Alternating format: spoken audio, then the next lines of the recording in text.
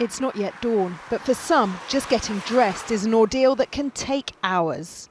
I have splints on the feet which are under my socks, and I certainly can't take them off. And so I need help with dressing.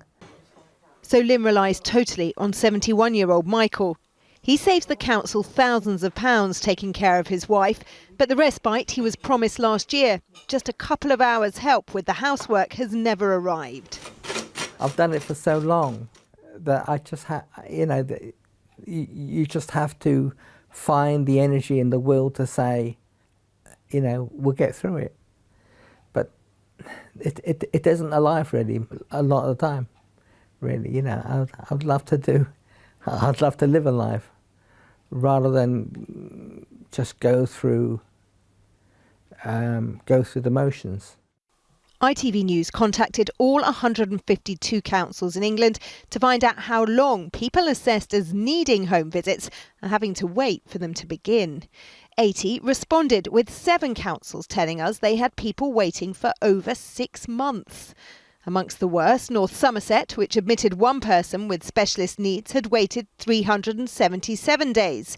In West Hertfordshire, the longest wait was 259 days. And in Kirklees, Michael and Lynn's council, the maximum reported delay was 181 days. We've all had to take decisions that we thought we'd never have to take. The council admits any wait is regrettable, but its leader tells me the government's cut £140 million from his budget in the last 4 years.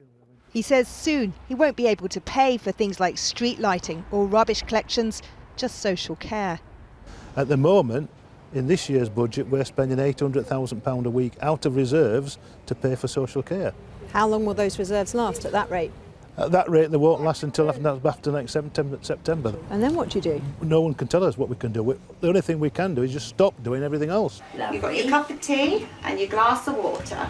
And remember, there are waits of over 6 months, even in affluent areas like Hertfordshire. Carers there are struggling to meet demand.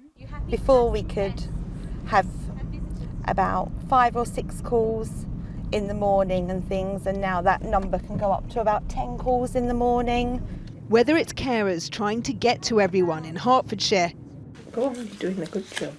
or relatives picking up the pieces in Yorkshire, the government admits long waits for care are unacceptable. But until that changes, people like Michael will be left to shoulder the burden. Rachel Younger, ITV News.